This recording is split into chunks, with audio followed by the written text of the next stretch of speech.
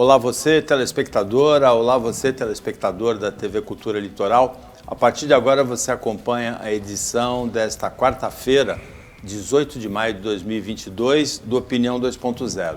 Vão comentar, analisar as notícias com você dois empresários, o André Orsini, que é do ramo da construção civil, dos empreendimentos, e o Ribas Zaidan, que é do ramo da comunicação, empresário daqui do Sistema Costa Norte.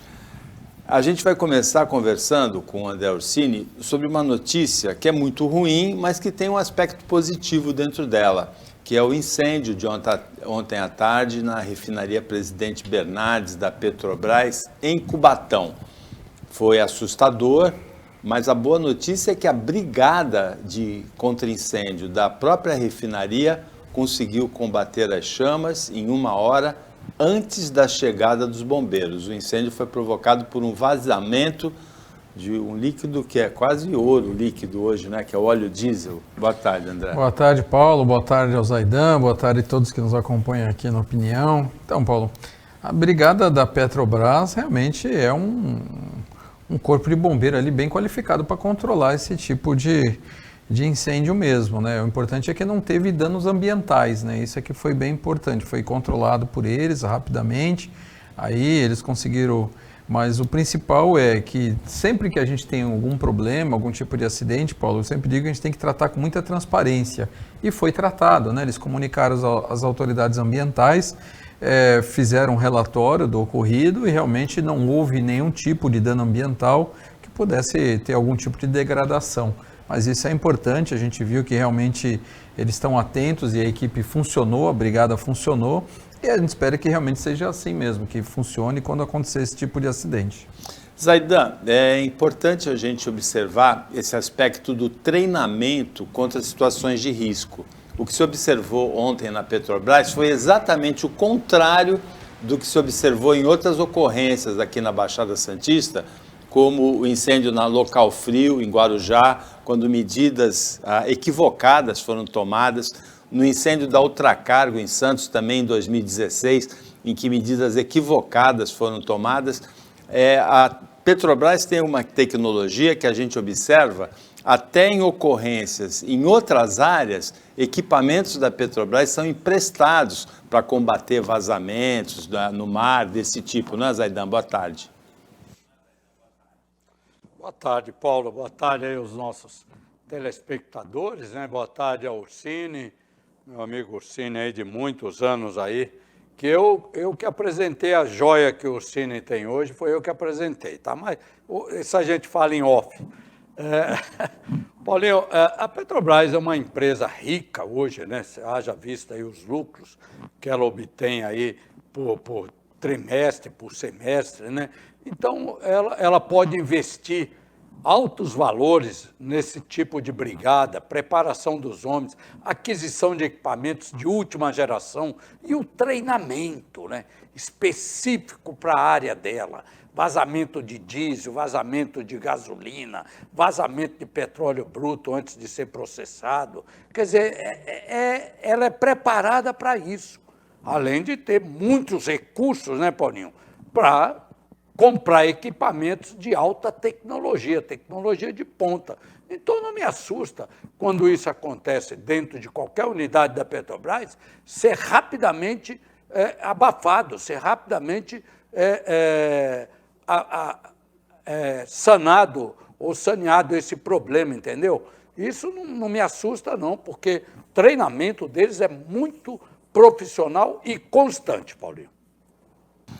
Hoje, Santos faz mutirão contra o mosquito da dengue no bairro do Imbaré. Há 63 casos confirmados da doença esse ano em Santos e, mais preocupante ainda, 42 casos de chikungunya, que é uma doença que o mesmo mosquito transmite, como transmite também febre amarela, como transmite também a zika, um mosquito polivalente, né?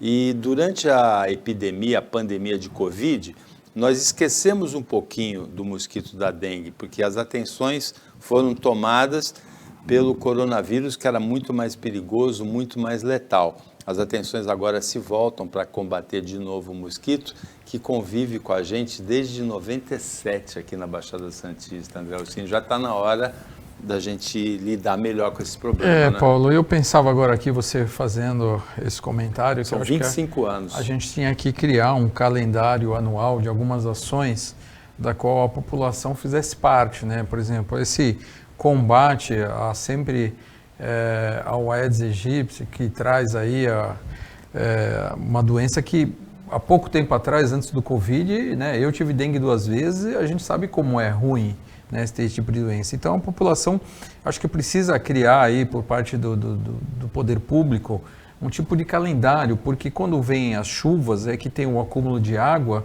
né, que propicia o desenvolvimento da larva do mosquito que vira aí o mosquito da dengue. Então acho que a gente precisa começar a ter algumas ações, até a sociedade criar o hábito que isso vira uma coisa natural. Mas enquanto isso não acontece, acho que a gente tem que criar um calendário e principalmente divulgar nas escolas, as professoras poderem conversar com os alunos sobre isso, porque a gente conseguiu erradicar muitas doenças no mundo através de um doutrinamento, e isso é o mesmo caso. A gente tem que acostumar as crianças a não acumular água parada, não deixar aqueles pneus velhos acumulando água, aqueles potinhos com resto de água de planta, esse tipo de coisa que ajuda, calhas entupidas.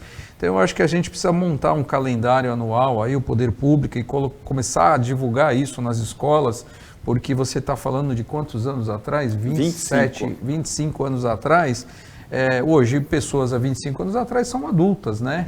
Então, hoje elas têm que ter no hábito diário esse cuidado aí, que é para a gente ter o combate a essas doenças que realmente são, assim, quando a gente tem dengue, eu peguei 2 vezes dengue, graças a Deus nunca tive chikungunya, mas a dengue judia, deixa a pessoa sem trabalhar, deixa a pessoa num estado ali e chega em alguns casos até a matar, né?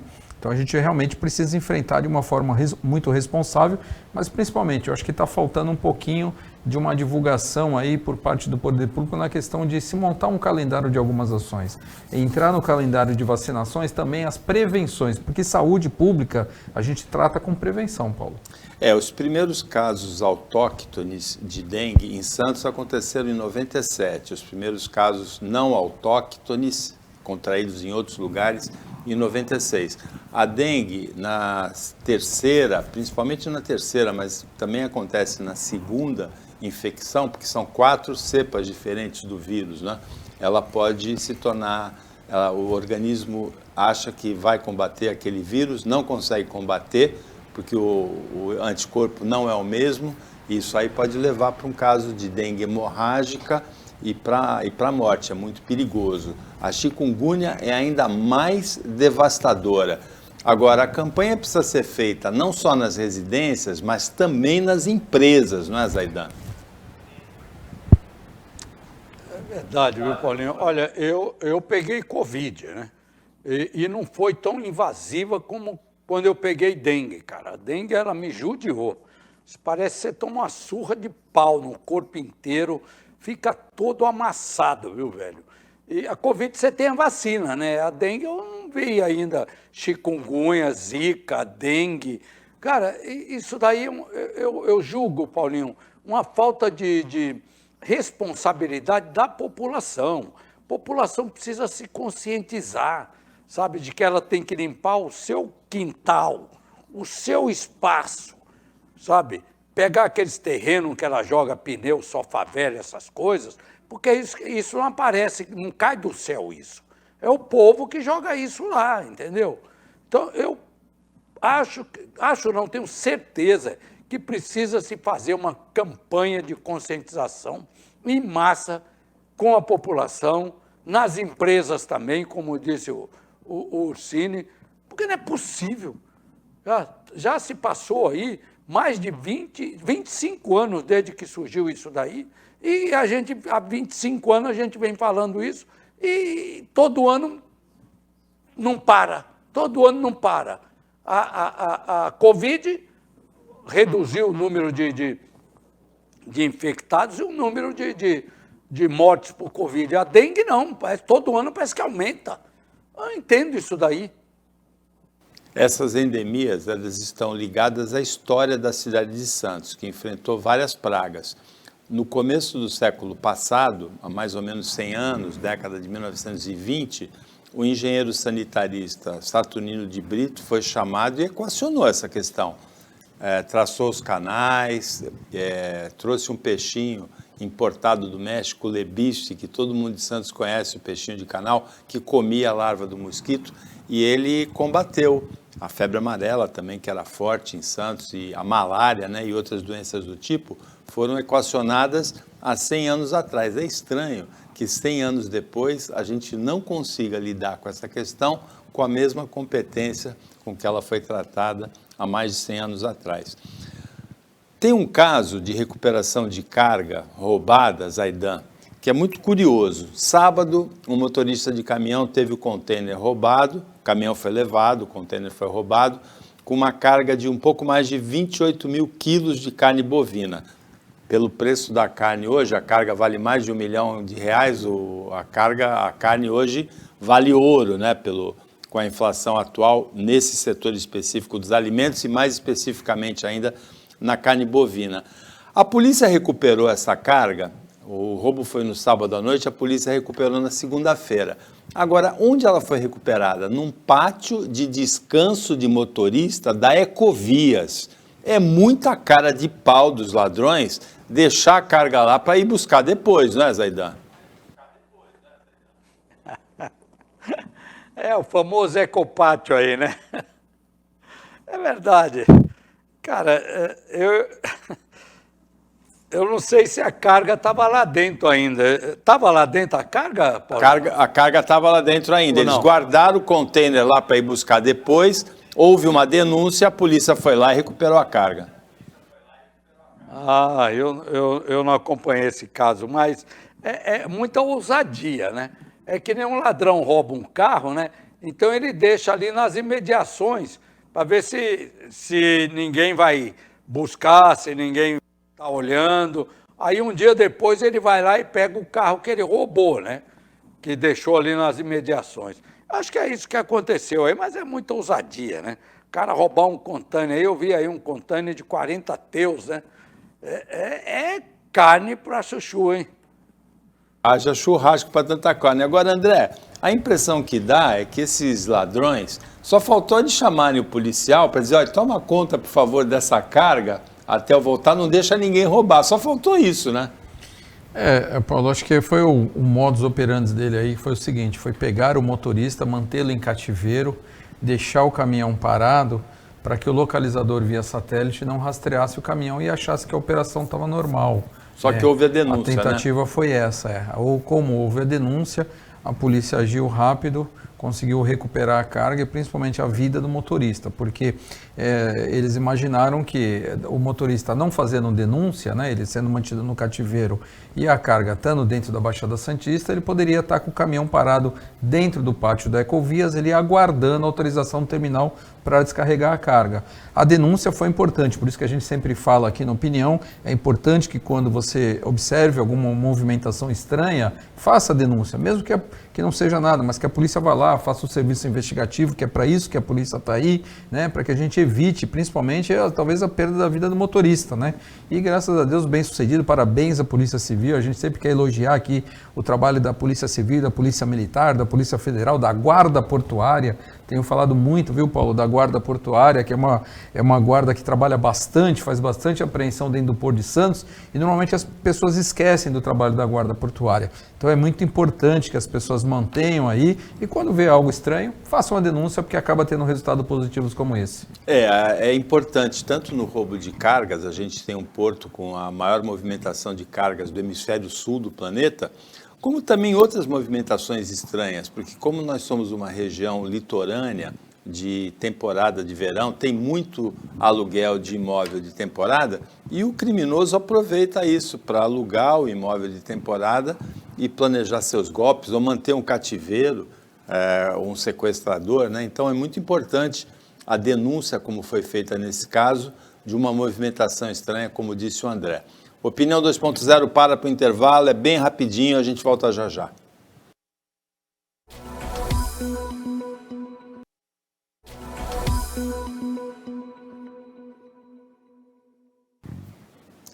Voltando com Opinião 2.0, nesta quarta-feira, quem analisa as notícias com você é o empresário Ribas Zaidan, do setor de comunicação, e o também empresário da construção, dos empreendimentos, André Ursini, também do marketing, o André Ursini. Você, telespectadora, vai ter agora análise de duas notícias que são relacionadas entre si. Uma delas, Bolsonaro acionou Alexandre de Moraes, ministro do Supremo, no Supremo por abuso de autoridade. O relator vai ser o Dias Toffoli. E a outra, o governo edita uma medida provisória preocupado com a greve de caminhoneiros, uma medida provisória que autoriza mexer na tabela de fretes, que foi instituída por lei. Nem a lei funcionou, a tabela de fretes não é respeitada, e a medida provisória, sei lá, vai dar em que isso aí, hein? Os caminhoneiros, algumas lideranças de caminhoneiros, como o Chorão, né, que liderou a greve de 2018, ele entende que não é hora de fazer uma greve, porque a população já está muito prejudicada pela inflação, pelo desemprego, pela situação atual. Uma greve de caminhoneiros é tudo que o país não precisa, mas a semana passada houve um aumento de quase 9% do diesel que sai da Petrobras, né? Então, Paulo, a medida provisória diz que se houver um reajuste de mais de 5% no valor do diesel, que pode ser mexida a tabela do frete, né? Na verdade, isso é tampar o sol com a peneira, né? Você não está interferindo diretamente na causa do problema. Você está querendo criar aí uma fumaça para esconder o problema. Porque é o seguinte, você falar que você tem acima de 5% a liberdade de mexer na taxa do frete, você está dizendo o seguinte, pode reajustar o frete. E aonde vem parar o reajuste? No consumidor.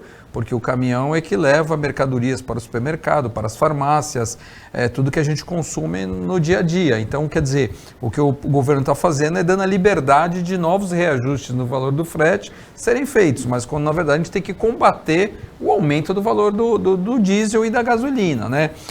Eu tenho trazido para debate algo do seguinte, Paulo. Voltamos àquela ideia que nós já conversamos sobre aqui na Opinião, sobre isso, que é do governo criar um colchão, pegar uma parte da sua margem de resultado, do lucro da Petrobras, criar esse colchão para absorver essas diferenças de preço das commodity internacional. A gente entende que a Petrobras assinou um documento para fazer a sua recuperação econômica de equiparidade de preço com o mercado internacional, mas a gente tem que levar em consideração que o brasileiro ganha em real, o brasileiro não ganha em dólar, não ganha em euro, o brasileiro tem um poder aquisitivo econômico muito menor do que o cidadão americano e o europeu.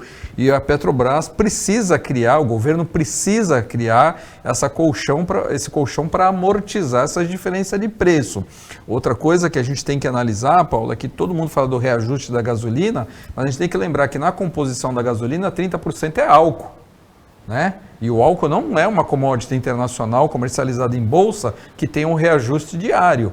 Então a gente tem que analisar que nessa composição toda do produto final que sai da refinaria, tem alguns subterfúgios aí para serem mexidos, para serem recolocados, porque não pode o diesel ter um aumento, o governo vai lá e edita uma medida provisória, dizendo, pode mexer na tabela do frete, não mais 10%, e sim, agora quando há 5%, pode mexer na tabela do frete. Porque a conta cai para nós, a conta cai para você aí, que vai no açougue, que vai no supermercado, que vai na farmácia, porque o valor é repassado. Então você não está resolvendo o problema, você está transferindo o problema para quem sempre paga a conta, que é a população. Agora, veja, Zaidan, eu falei que as duas notícias eram relacionadas, não sei se você vai concordar comigo, mas tem uma coincidência, tem uma crise da inflação, ataca a urna eletrônica, tem a crise do diesel, greve de caminhoneiro, ataca o ministro do Supremo. Sempre tem alguma coisa que chama mais atenção do que o problema real, não é, Zaidan? Olha, o problema real está aí, está no nosso bolso o problema real. Está aí, hoje o diesel está 7,20 na bomba, em qualquer lugar aqui do litoral paulista, sabe? A gasolina também chega a R$ 8,00, alguns lugares R$ 9,00. Esse é o problema real, é quando a gente vai vai abastecer e está lá. Agora, isso tem uma causa, né? A causa disso é essa esculhambação que foi feita na Petrobras, né? Porque o Brasil se tornou autossuficiente na produção de petróleo bruto, tá? mas roubaram na construção dessas refinarias. Abreu e Lima lá enfiaram mais de 20 bilhões de reais e não está funcionando. Abreu e Lima, um pedacinho lá, o Comperj outro tanto também, sabe? Quem é responsável por isso, Paulo? Alguém tem que ser responsabilizado. Mas foi no passado. Tudo bem, mas está lá, nós estamos pagando essa diferença porque nós mandamos petróleo bruto para lá e o petróleo vem refinado para cá, vem o diesel, vem a gasolina, porque o Brasil não tem capacidade de fazer o refino do petróleo que ele extrai, tá? Tanto do campo aqui do Rio de Janeiro quanto do pré-sal. E aí a gente paga essa diferença. O Cine colocou bem aí, 30% da gasolina é álcool, que é produzido aqui, nos campos do Brasil. E tem, acho, 5% do diesel, acho que é biodiesel também, feito de soja, de mamona e outras oleanógenas. Aí, viu, o Cine, que vai no diesel. Quer dizer, alguma coisa tem que ser feita. O que não dá é para a gente escutar. A Petrobras teve 96 bilhões de lucros no semestre e o povo pagando a conta. Petrobras teve mais 40 bilhões no trimestre e o povo pagando a conta. Eu acho que o governo tinha que interferir aí, fazer um fundo soberano da parte do lucro dele, que é quase 50%, tá? E fazer um fundo soberano, não baixar o preço do diesel, mas para o povo brasileiro que vai lá abastecer, tá? Distribui o lucro da parte da parte privada que tem ações, distribui o lucro para ele, mas do governo não. O governo não vive de lucros, sabe? O governo não vive de investimento, pegar o dinheiro para investir. Não é assim que funciona o governo. Agora, você entende que a Petrobras tem 100 bilhões de lucro no semestre e nós estamos pagando 7 conto, 8 conto um litro de combustível na bomba? Não dá, né, Paulo? Realmente, dá para entender que a política de paridade de preços com o mercado internacional tenha sido implantada no governo Michel Temer para a recuperação da empresa Petrobras, é perfeitamente compreensível. Dá para entender também que a Petrobras participe do mercado de ações nos Estados Unidos e que ela tenha que seguir a lei das sociedades anônimas para ter as ações na Bolsa de Nova York, como tem também na Bolsa de Valores de São Paulo. O que não dá para entender é que no 4º ano do governo Bolsonaro, com sucessivas trocas de presidente da Petrobras, nada tenha sido feito para amenizar o impacto dessa flutuação de mercado para o consumidor. A ideia que o André apresenta do colchão, ou que o Zaidan apresenta, no Reino Unido é feito há muito tempo. Em outros países é feito há muito tempo. Quando a cotação do petróleo estiver baixa, aumenta o imposto. Quando estiver alta, baixa o imposto e usa o colchão para compensar, né? Usa esse fundo que foi instituído. O que não pode é penalizar a população, porque todo mundo paga as consequências desse aumento da gasolina, desse aumento do diesel. Quem usa transporte público e quem compra qualquer tipo de produto que, na maioria dos casos no Brasil, é transportado pelo sistema rodoviário. E assim, o que o governo tem que enfrentar é o seguinte, que não há soluções simples para problemas complexos, né? Se a Petrobras está tendo todo esse lucro, todo esse retorno, 50% do patrimônio, 50% das ações da Petrobras pertence ao governo federal, ótimo. Se nós tivermos aí 60 bilhões de resultado positivo no semestre, que uma parte desse dinheiro seja feito para pesquisas alternativas, por exemplo, o transporte público através de ônibus elétricos, que não use o diesel, não use a matriz fóssil, que seja o transporte elétrico. O que vai acontecer? A passagem vai ficar mais barata. Ou que para caminhões que transporte mercadoria de abastecimento de supermercados, de farmácia, tem um incentivo para compra de caminhões elétricos, que hoje na Europa, nos Estados Unidos, é muito utilizado, Paulo. A Tesla desenvolveu um caminhão com autonomia de 700 km. A média nos Estados Unidos de um caminhão rodar é 600 km. No Brasil, os caminhões rodam uma média de 1.100 quilômetros, quase que o dobro da média mundial do que roda tanto nos Estados Unidos como na Europa. Mas que o brasileiro tem condições de fazer adaptações para começar a colocar no nosso dia a dia, tanto caminhão como ônibus elétrico, que acaba interferindo diretamente no preço da mercadoria na prateleira do supermercado, porque o transporte é feito de caminhão. Tanto a diversificação do combustível, como também o investimento na logística, que pode baixar esse percurso feito pelo caminhão, que no Brasil é quase o dobro do que nos outros países. Ou um outro exemplo, Paulo, não querendo me estender, mas que, por exemplo, uma parte desse resultado da Petrobras seja de subsídio ao pagamento do pedágio de transportadoras de alimentos e de medicamentos. Entendeu? Porque nós temos aqui na Baixada Santista o pedágio mais caro do Brasil, que é o da Ecovias. Então, que seja feito um subsídio, que esses caminhões tenham uma redução com o aporte desse resultado da Petrobras. Eu acho que o que temos que pensar é um planejamento, porque ficar todo dia repassando o preço para o consumidor final que ganha em real, vai chegar uma hora que não vai ter quem compre mercadoria no supermercado. E apontando para outras direções, né? Apontando que a responsabilidade da alta de preço é do ICMS dos governadores, ou que é da presidência da Petrobras e substitui o presidente, providências práticas é o que o governo federal devia fazer, e não esse tipo de escapismo, né? De diversionismo. Agora, Zaidan, o André e eu estamos aqui participando do Opinião, e escutando aqui a ventania aqui fora na janela. Você está escutando aí também em Bertioga, Zaidan? Também, Paulo. Aqui não está fácil não, viu? Amanheceu já com ventania. Eu fui caminhar às 5h30 da manhã, eu dava um passo para frente e o vento me barrava para trás, viu, Paulo? Não está fácil essa ventania não, mas me parece que é só hoje, né?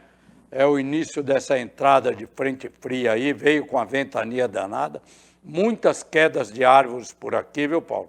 Aqui também teve um dano na arena montada na entrada da cidade para a comemoração dos 31 anos de emancipação política administrativa de Bertioga, que amanhã é a data do aniversário de emancipação política e administrativa de Bertioga. Quer dizer, não está fácil não. Espero que isso pare hoje, né, Paulinho? Realmente, essa tempestade subtropical Iaquecã se formou no Rio Grande do Sul. Ela produziu geadas que podem prejudicar a safra de milho, a safra de café, embora no sul de Minas não tenha havido geada nessa madrugada. Produziu neve em Santa Catarina, deve produzir neve também no segundo dia hoje em Santa Catarina, e baixou a temperatura de maneira geral. Em São Paulo, a temperatura na madrugada chegou por 5, 6 graus, com sensação térmica por causa do vento de menos 4 graus, e várias capitais e o litoral todo aqui de São Paulo com uma onda de frio realmente nessa quarta-feira. Paulo, ontem eu estava saindo da Faria Lima de um compromisso às 11h30 da noite, marcava 12 graus, né? Além do vento, sensação térmica bem menor. Mas eu quero chamar a atenção, Paulo, que esse ano teremos um inverno muito rigoroso e a gente precisa começar a campanha de agasalhos, porque a população de rua aumentou bastante. Temos que lembrar disso. Nos últimos anos, só na capital do estado, a cidade de São Paulo, 45% do aumento da população de rua. E não é diferente nas outras cidades, principalmente na Baixada Santista. Então é importante que a gente comece a organizar essas campanhas de agasalho, porque tem muita gente morando na rua sem agasalho e essas pessoas vão passar dificuldade. Então nós temos que ter atenção com relação a isso e começar o mais rápido possível organizar essa campanha do agasalho aí para poder dar uma atenção a essas pessoas. Essa é uma preocupação imediata, porque o frio já chegou, a gente vai enfrentar uma onda de frio nos próximos dias. A população de rua hoje realmente, de manhã cedinho, no caminho até a Rádio Jovem Pan, vi muita gente embaixo de sacaria, embaixo de plástico, para se defender do frio, muita gente morando em Marquises. A capital de São Paulo, um censo indica, são famílias inteiras, né? É uma cidade morando na rua em São Paulo, 60 mil pessoas. E nesse frio, a situação realmente é complexa para a gente lidar com ela. Em Cubatão, a ventania derrubou produziu danos na escola Lorena, na escola Ulisses. As aulas foram suspensas hoje. É estranho, porque depois de 2 anos de pandemia, André, essas escolas deviam estar em ótimo estado para resistir a uma tempestade desse tipo, né? Paulo, a gente já deu notícias aqui que depois de 2 anos de pandemia, as escolas não estavam prontas para o retorno às aulas, né? Então, quer dizer, é aquilo que a gente sempre fala, na administração pública, a zeladoria é algo fundamental e muito importante, tanto por desperdício de dinheiro público, quanto para a manutenção adequada daquele que paga seus impostos em dia e que é no mínimo, né, que a zeladoria da sua cidade seja mantida. Então, é um exemplo aí de que realmente tem que ser repensado aí a zeladoria de Cubatão, porque já é recorrente esse tipo de notícia, principalmente quando tem chuva, ou quando tem vento, ou quando tem alguma mudança climática que acontece aí de uma hora para outra, sempre há necessidade de paralisação de aula ou de alguma intervenção em algum posto de saúde. E isso não pode, tem que ser mantido realmente com muita atenção, muito zelo. Inclusive, como eu sempre falo aqui, planejar é se organizar. E um planejamento de manutenção nesses próprios públicos aí para poder não ter esse tipo de intercorrência. O Opinião 2.0 para o intervalo, é bem rapidinho, a gente volta já já.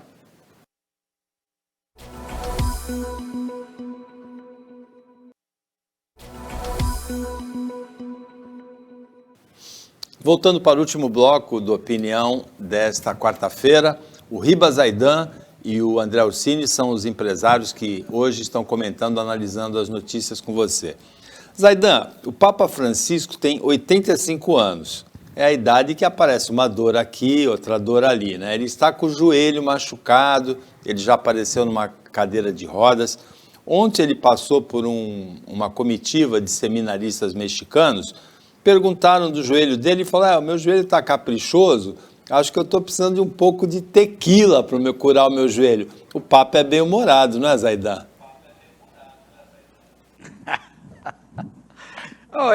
Eu sou admirador do Papa Chico, né, mano? Eu estive lá em Roma, tentei falar com ele, mas não deu. Ele apareceu lá na janelinha. Você já foi lá, né, Paulo? Aquela janelinha lá em cima, cara. Mas eu gosto do Papa Chico. Quem sabe uma tequila aí com a Tijuana, ele não amenizaria essa dor aí.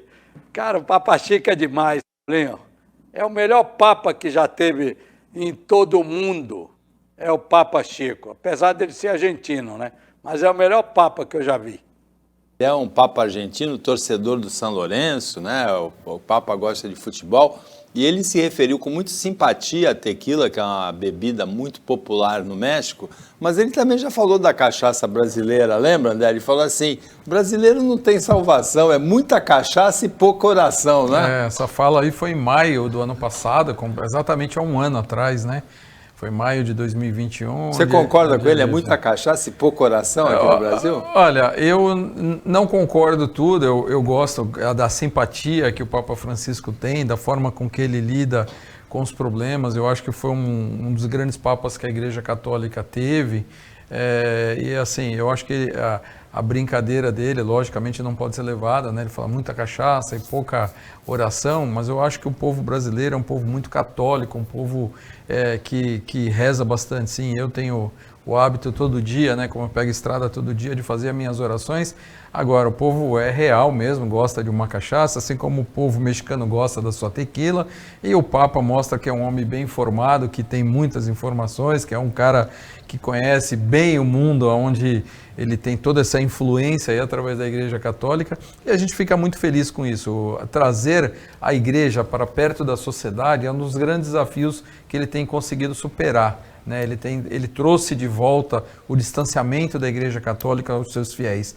A própria forma que a Igreja tem hoje apresentado a missa, a própria forma que os padres têm se relacionado aí com a comunidade tem mudado bastante, e isso foi através do Papa Francisco que implementou isso e tem dado muito resultado positivo. Hoje a gente vê igrejas, Paulo, totalmente lotadas na hora das missas, coisas que a gente não via há 10, 12, 15 anos atrás. Então, isso é um mérito do Papa Francisco, a gente tem que realmente rezar por ele, dependente da cachaça, vamos rezar pela saúde do Papa, que ele fique bem, que ele mostrou que mesmo com dor, continua com bom humor. Realmente é uma grande figura para a Igreja Católica, o Papa Francisco. Agora, por falar em cachaça, Zaidan, o CEAGESP de São Paulo, ele deu uma tucanada na expressão que está mais caro ou mais barato.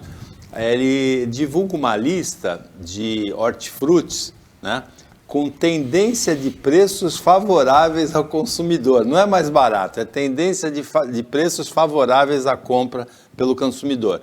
Nessa semana está o abacate, o caqui, a batata doce, mas estão os citros também, principalmente o limão siciliano e a lima da Pérsia. A lima da Pérsia com cachaça dá uma junção boa, não é, Zaidan? Ah, você conhece, né? Você já experimentou, hein? É que eu queria completar a notícia do Papa aí, viu? É que um dos poucos brasileiros que o Papa Chico recebeu foi o Lula, e ele ganhou de presente uma garrafa de cachaça do Lula, viu? Aí ele teve como referência isso, entendeu?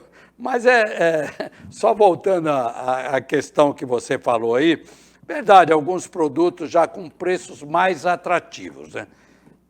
São produtos de alto consumo da cesta básica brasileira, do brasileiro, né? Mas já começa a melhorar um pouquinho, né? Isso é em função, como disse o Bolsonaro, do baixo índice de corrupção do CEAGESP. Tá? Hoje já não se paga mais pau no CEAGESP como se pagava. Até o transportador de carrinho pagava R$60 por mês para cada carrinho daquele que transportava. Isso tudo foi eliminado. Agora são 1.000 carrinhos que tem lá. Então o cara arrecadava 60 mil por mês lá, entendeu? Só para carregar aquelas caixas lá por dentro do CEAGESP. Então acho que isso daí melhorou bastante. Espero que outros produtos baixem, né? Tomate, cebola, entendeu? O chuchu, a abobrinha, essas coisas aí baixem para que realmente se tenha um acesso mais econômico a isso. Comentarista aqui do Opinião 2.0, que foi numa festa em Bertioga, na casa do Zaidan, exagerou um pouco nesse negócio de cachaça com lima da Pérsia, não conseguiu nem voltar dirigindo o carro dele. É mesmo? Mas não vou falar o nome, a descrição é muito importante, né? Descrição sempre houve em relação a extraterrestres, a questão sempre foi cercada de muito mistério. No Brasil, há casos importantes, como a Noite dos ETs, na década de 80, com um testemunho até do Osiris Silva, que estava voando nesse dia, e vários aviões foram acompanhados por objetos voadores não identificados. Uma noite, em 1986, o Osiris Silva pilotando um avião.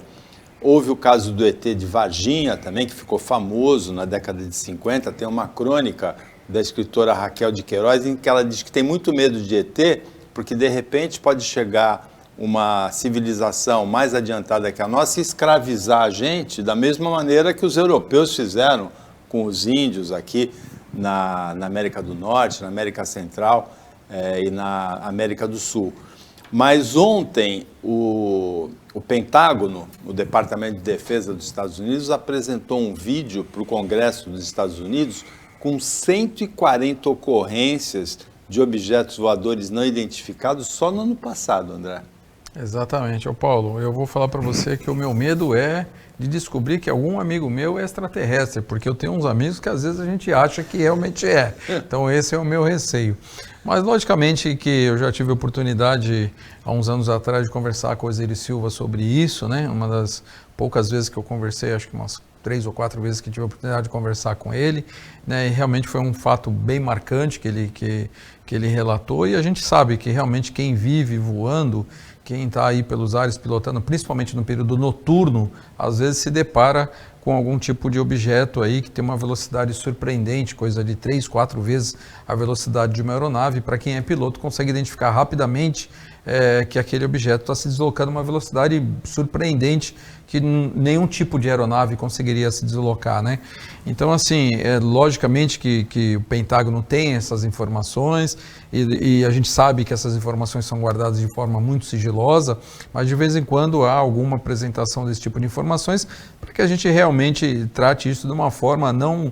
A gente costuma brincar, né, Paulo, de falar dos ETs, algumas cidades exploram isso até turisticamente, mas a gente tem que tratar isso como uma forma muito responsável, principalmente transparência. Eu acho que a população tem que ter essas informações realmente, porque não é um, não é dois, não são 10 casos, como você bem colocou aí, são mais de 100 casos aí só nesse ano de 2022. Zaidan, você tem medo de ter algum amigo ET também, não? Não tenho, não. Eu não acredito nisso, Paulo. Não acredito que tenha outra civilização extraterrestre. Eu acho que isso daí devem ser objetos de guerra, de algum experimento de guerra, aí, de armamento militar desenvolvido aí por outros países, assim como a Rússia, como a China, ou outro país também avançado como os Estados Unidos, entendeu?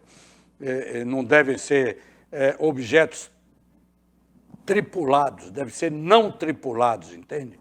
E de experimento, sabe? Eu não acredito que venha para cá o ET de Varginha, não. Não acredito nessas coisas, não. Tudo isso é experimento de armamento militar. Eu acredito que haja vida inteligente em outros... Acredito, mas é uma crença baseada não em evidências, né? Em outras partes do universo.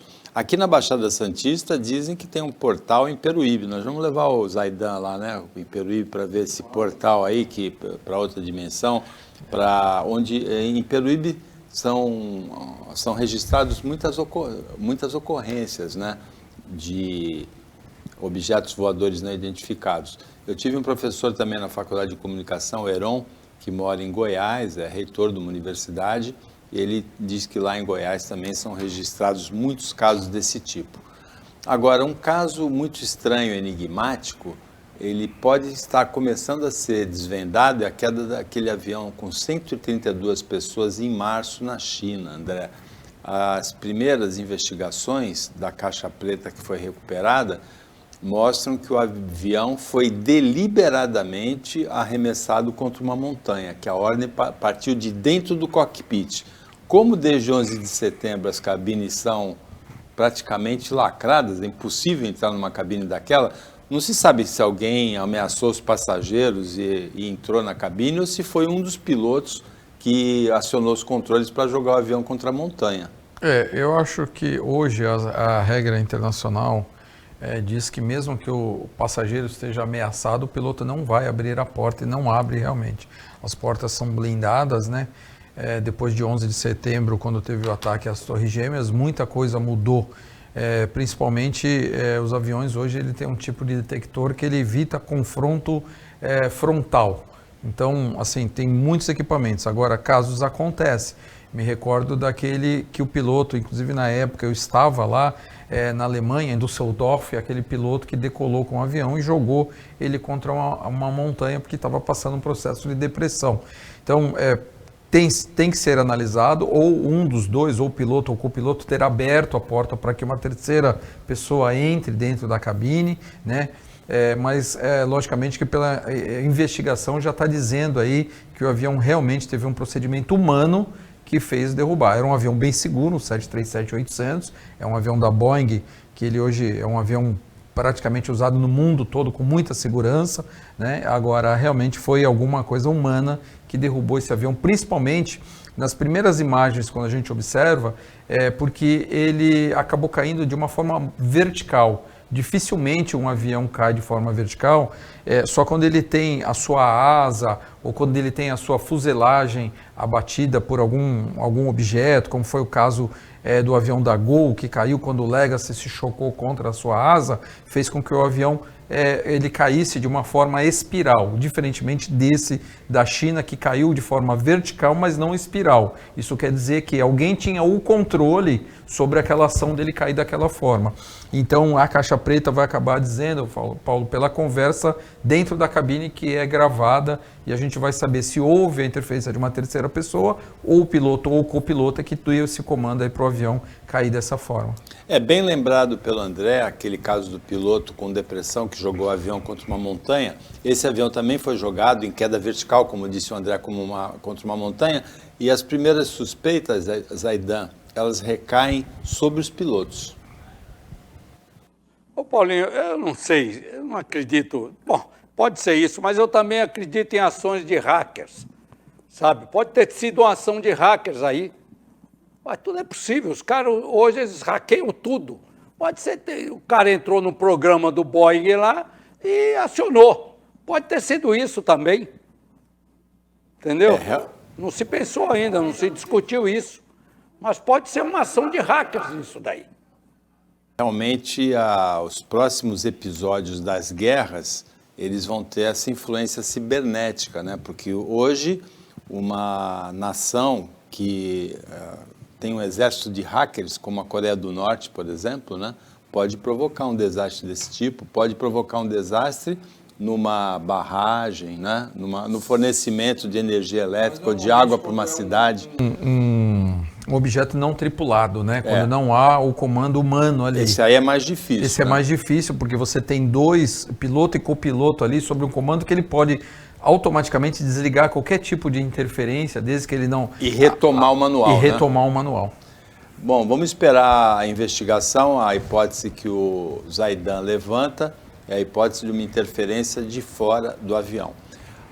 Chegamos ao final do Opinião 2.0, agradecendo ao Ribas Zaidan e ao André Orsini pelos comentários, pelas análises, à equipe técnica de jornalismo do Sistema Costa Norte pela produção e pela edição, e agradecendo principalmente a você que acompanhou a gente mais essa edição. Até amanhã, nesse mesmo horário de 15 para as 2 da tarde, de 15 para 1 da tarde, de 00:30 na reapresentação, e uma ótima quarta-feira para você que você merece.